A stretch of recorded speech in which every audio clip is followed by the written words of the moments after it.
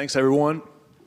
Hope you've enjoyed Austin. There's not a ton of media companies here in Austin, so when I found out the Publisher Insider Summit was coming here, I was pretty excited, and it was great to get involved.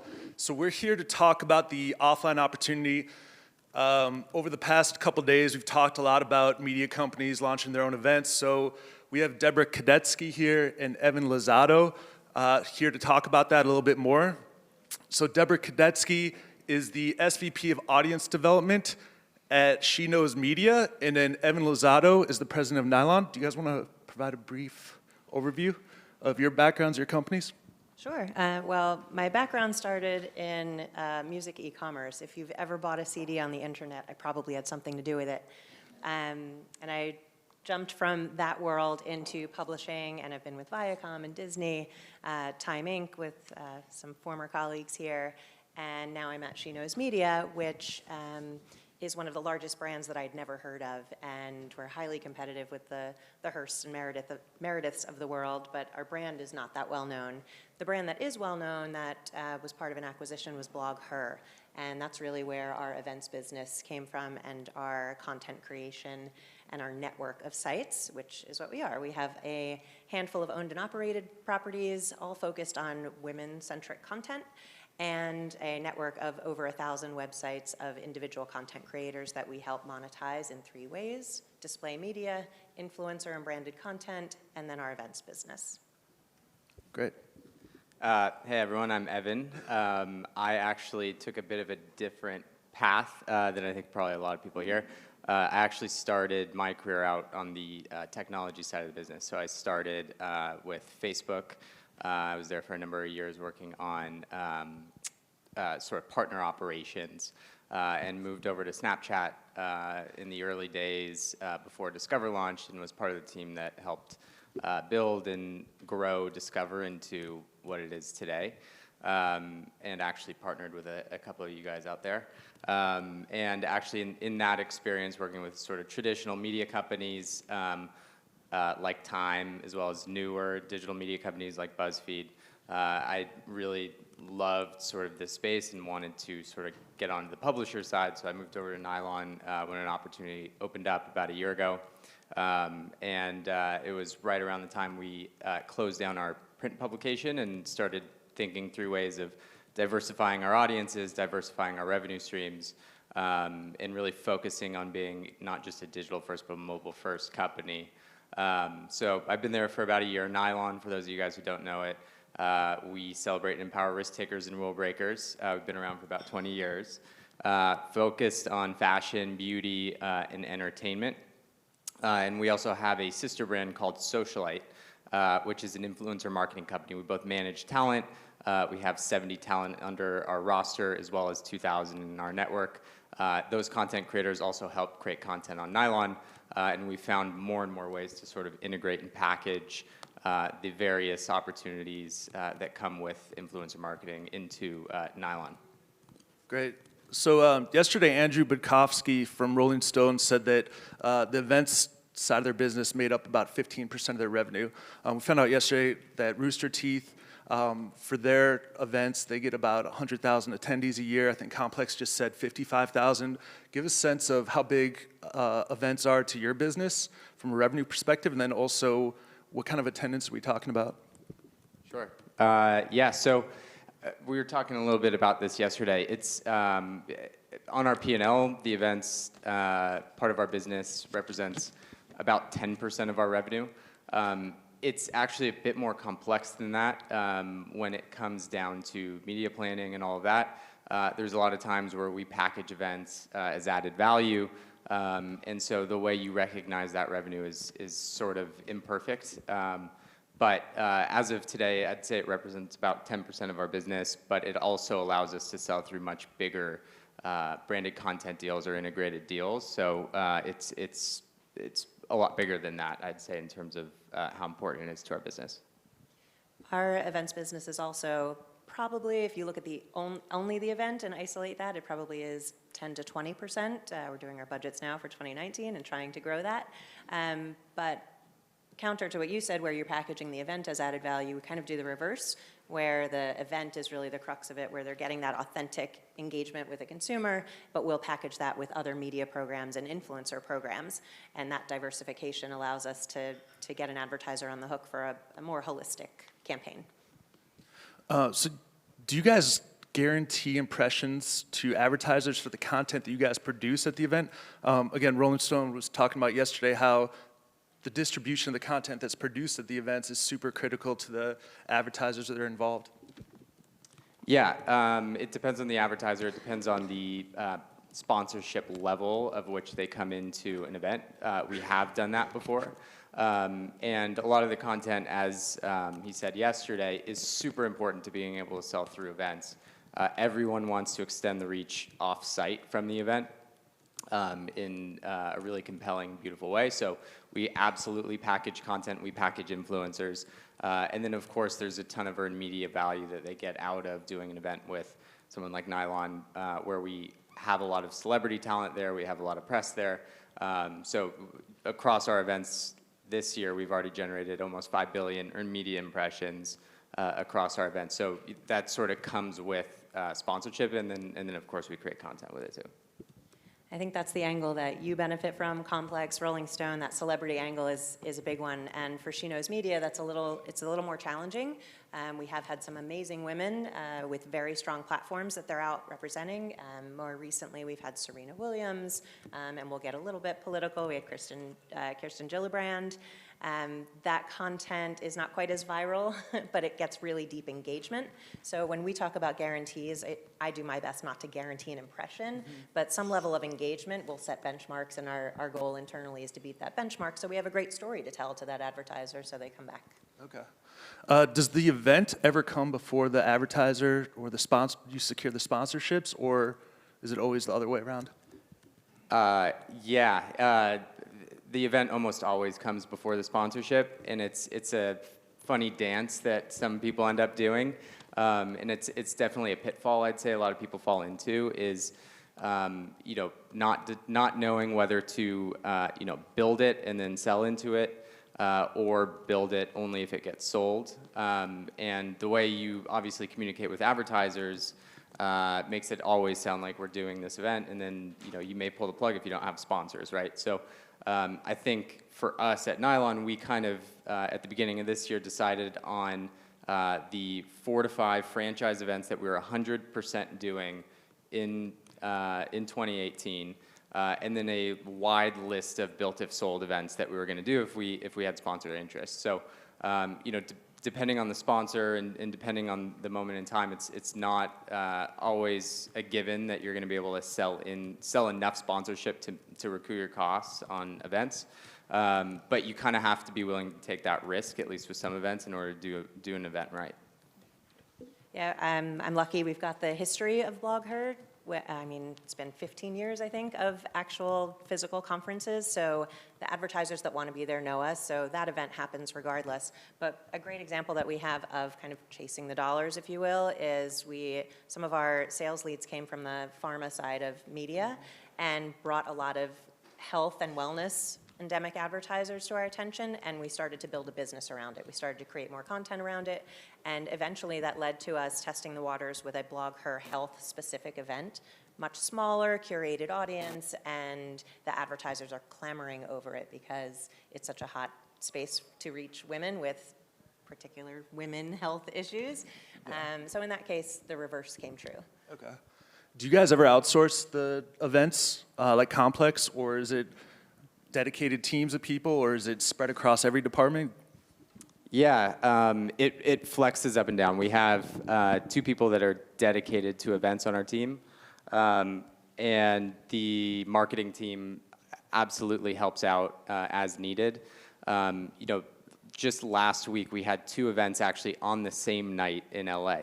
And that obviously requires a lot of hands on deck. It requires help on the production side.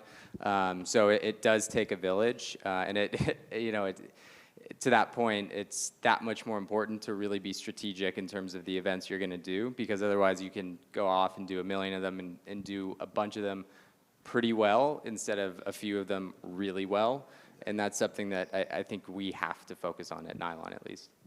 Yeah, I think it's a common theme that we have a few dedicated folks. Everybody pitches in when the time comes, but I think Andrew mentioned yesterday that Penske's collaboration across the brands also benefits our teams and tapping into resources, whether they're internal or external vendors that they've worked with before to help produce events like that. But then it's all hands on deck when we do something much smaller, like a sponsored dinner that's just influencers. Our influencer account managers are on the ground. They're helping do everything from set the table to make sure that the folks who said they were going to be there are going to be there. Great. How many of you are subscribers to the information? So part of their subscription package is they do events that are limited only to their subscribers. So for you guys, I don't think either of you have subscription products, but is that a trend that you think that will continue, or is that something you've considered? We've definitely considered it in a slightly different way. So with NYLON, we no longer have a print product, so we no longer have an active subscriber base. But over our 20-year history, it's clear our audience is willing to pay for our content or pay for our brand. So we've started, this year really planning out what that, in theory, could look like. I don't think, a recurring subscription membership to NYLON just to access events makes sense neither for our audience, because I don't think that's enough value to pay a monthly fee, and it's not probably a big enough revenue stream, and it doesn't reach our entire audience, which is truly a global audience. How do you pick where to do that event? Does it travel around? But as part of a larger package of sort of services that you could unlock at a subscription, in a subscription model to access certain events, I think there is something really, really interesting there. But I think it has to be part of, as I said before, a bigger package of content and other services that you otherwise can't get for free on nylon.com. Yeah. Yeah, we're considering it as well. We don't really do it. We don't have a subscription product other than a newsletter, and so of course we use that for marketing. But we are considering packaging up some of the content from events into e-learning for the members of our publisher network, for our influencers, so that people who are just getting started in our business, we want to help them grow together, and the best way to do that is either to bring them to our events, or for those that can't attend, to create content so that they can learn audience development and, what does it mean? What should I be charging for sponsorship? There are so many new up-and-comers that we feel there's a market there to potentially package things up, subscription or otherwise, some sort of paid product for them. Okay. So pop-up experiences for media companies, for or against? What do you guys think?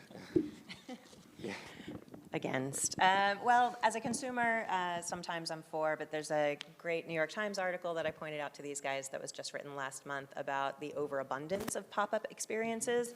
And the problem is that they're all pop-up and no experience. And this first-person article was all about the variety of topics that are covered, from Candytopia to something specific for pets. There's a museum of pizza, and this woman's perspective was that, it's really fun, except half the time I'm just waiting in line to take a picture, and that's not the experience. So, the reason I say against is because they're not really creating deep experiences and engagement, or even, event-driven things where you can collaborate with colleagues or do meetups.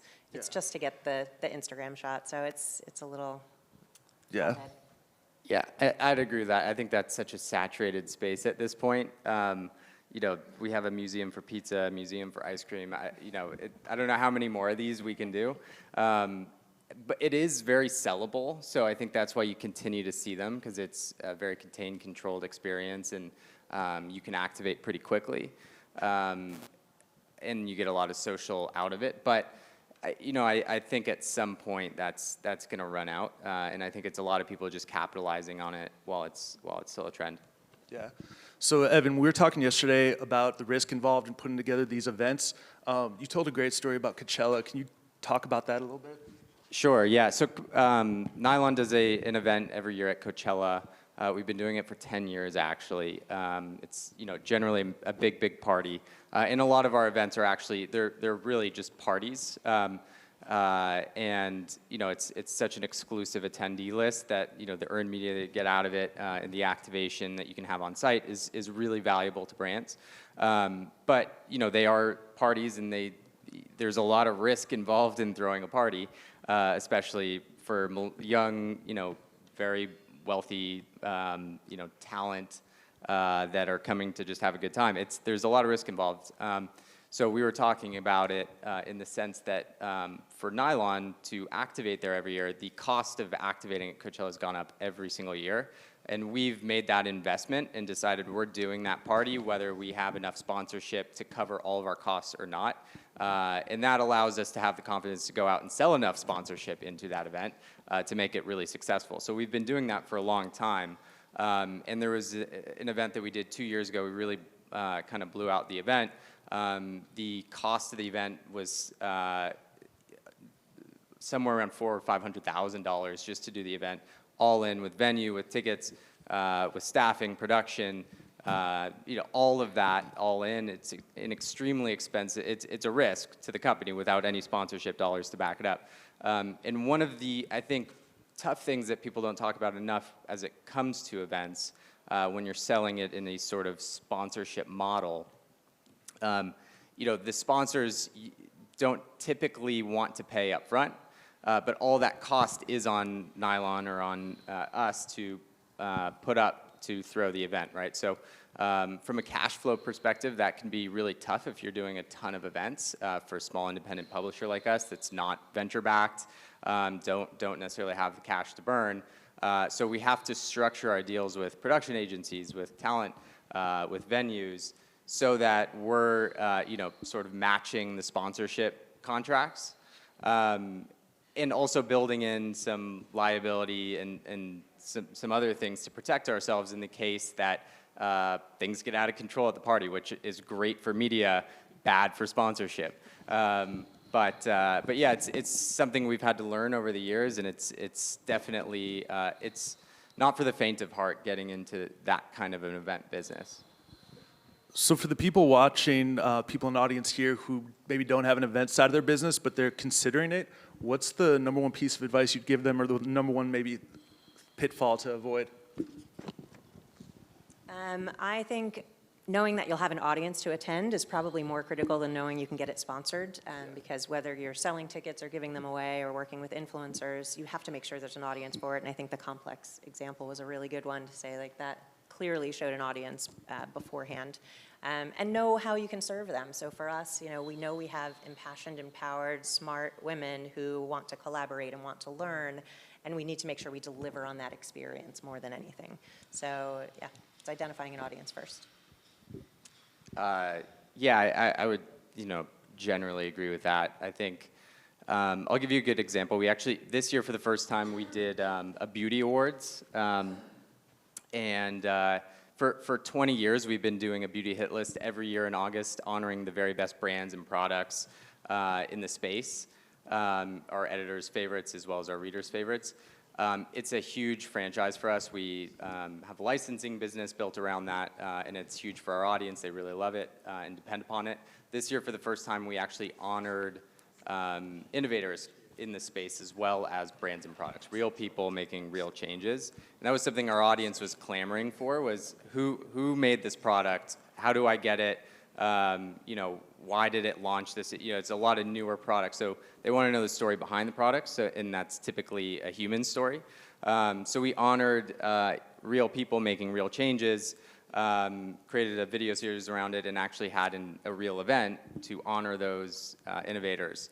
And it was a huge success, both from a media perspective, a sponsorship perspective, an audience perspective, and we, essentially incubated that IP over the last 20 years. So I think listening to your audience, understanding what they really want to engage with and activate with, and turning that into something that extends offline is a really awesome thing to do. You don't want to do an event just to do an event, but pulling something out of your learnings from digital or print, turning that and spinning it into something that is truly unique to your brand is a really cool thing. And in this process, we learned that we were competing for Jessica Alba for events that were days apart from each other. Yeah. I would agree with that. So at FloSports, we have a network of over 20 sites covering different sports. A lot of you are probably familiar with the McDonald's All-American game for high school basketball. That didn't exist in wrestling, in high school wrestling. We created that. We saw that there was a need. our audience was clamoring for it, so I kind of echo what you have to say there. Any questions? Yeah, we have time for questions. I got one that came up when we did our panel on how to create new things. One of the biggest challenges of media companies when they're creating new things is, on the one hand, judging whether or not it's a real thing in terms of it making money and profitable. But as you both say, the other problem is sometimes it drives other businesses. And when you have competing P&Ls, they don't necessarily like that, or they want your business to fail while you're helping their business. How do you negotiate that? You must have a great CFO. How do you make that work in a cultural sense? Because I think all of us who are trying new things or have that problem. We have businesses that lose money but support other businesses, and we want money too.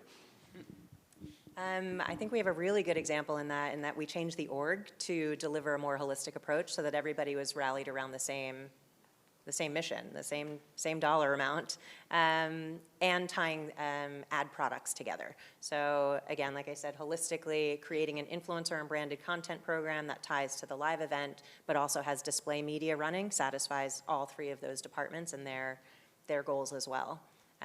We're also a pretty small team, so we are kind of forced to talk to each other, but there was a time when we were in a growth spurt that we were isolated and we were absolutely competing for time and input from people as much as we were competing with lines of business. Yeah, I think the integrated campaign piece of this is, to me, the most important, which is if you're selling through a package that includes all of these things, everybody's on board, right? It helps everyone's P&L. And being able to leverage the event team if you're on the video side or vice versa, you know, those things, they see the value in being able to work together. And it ideally helps everyone's P&L. I'm not going to say it's always perfect. I mean, it's a challenge I think every business faces in anytime you're opening up new revenue streams. But yeah, I think that's the best way to solve for it is to truly get that integrated experience so that a sponsor is activating across all those channels.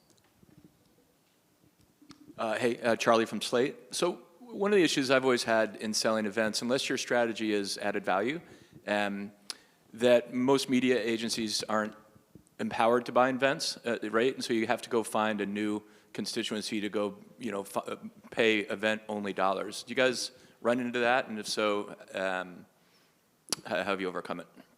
I think you said more than our crew. We don't package it up as added value as much. We package the other surrounding pieces to build up something that their events line will pay off in a larger way. But you probably have a better answer for the incoming. Yeah, absolutely. I mean, I agree with you, and that's one of the reasons we traditionally have had to package it as added value.